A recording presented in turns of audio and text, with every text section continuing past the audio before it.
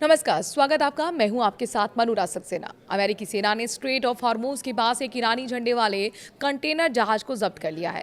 इस जहाज का नाम टूस्टा है। ये जहाज चीन से ईरान की ओर जा रहा था। अमेरिकी राष्ट्रपति डोनाल्ड ट्रंप ने खुद इस घटना की घोषणा की।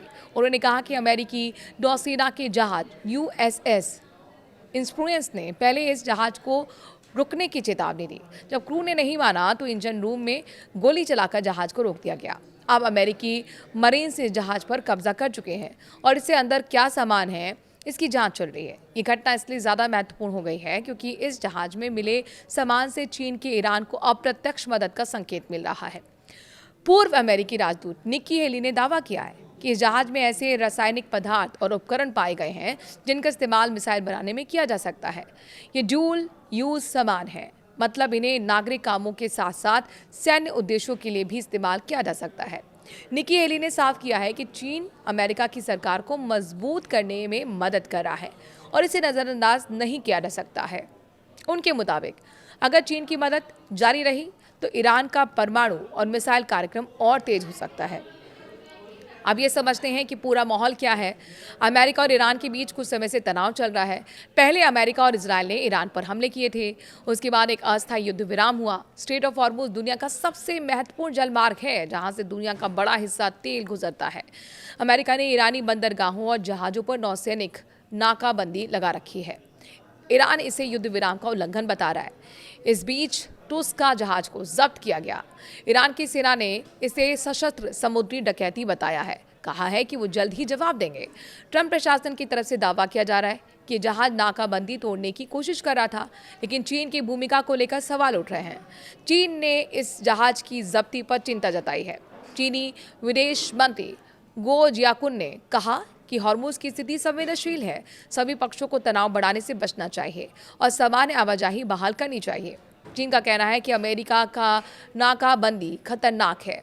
ट्रंप ने कुछ दिन पहले ही दावा किया था कि चीन ने ईरान को हथियार न देने पर सहमति जताई है। उन्होंने कहा था कि चीन इस बात से खुश है कि वो हॉर्मूज को स्थायी रूप से खोलने की दिशा में काम कर रहे हैं।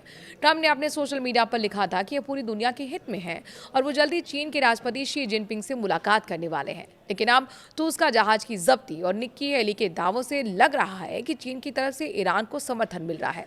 यही वजह है कि ट्रंप प्रशासन में टेंशन बढ़ गई है। इस पूरे घटनाक्रम के बीच दूसरी महत्वपूर्ण बात पाकिस्तान की राजधानी इस्लामाबाद में होने वाली बातचीत है। अमेरिका और ईरान के बीच पहले दौर की बातचीत इस्लामाबाद में हो चुकी है। वहाँ कोई ठोस समझौता नहीं हो पाया। अब दूसरा दौर होने वाला है। ट्रंप ने अपने उपराष्ट्रपति JD वेंस को इस्लामाबाद भेजने का फैसला किया है।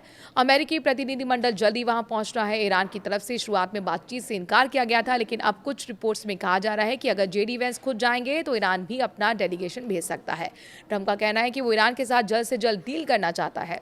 उन्होंने चेतावनी भी दी है कि अगर समझौता नहीं हुआ तो ईरान की सारी पावर प्लांट और ब्रिजेस को डस्ट कर दिया जाएगा। लेकिन जहाज की जब्ती के बाद ईरान ने कहा कि जब तक नाकाबंदी जारी है तब तक बातचीत नहीं होगी। पाकिस्तान दोनों पक्षों के बीच संपर्क बनाए हुए है और सुरक्षा की तैयारियां भी बढ़ा दी गई हैं। विशेषज्ञों का मानना है कि अगर चीन वाकई ईरान को समर्थन दे रहा है तो मध्य पूर्व का संकट और गहरा सकता है। हॉर्मुज स्ट्रेट बंद रहने से दुनिया भर में तेल की कीमतें बढ़ सकती हैं। वैश्विक अर्थव्यवस्था पर असर पड़ सकता है।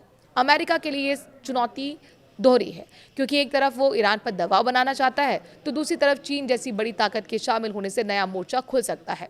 ट्रंप प्रशासन अब हर कदम सोच समझकर उठा रहा है। जहाज में मिले सामान की जांच के नतीजे आने वाले हैं। अगर वहां से चीन से जुड़े सबूत मिलते हैं तो बातचीत मुश्किल हो सकती है।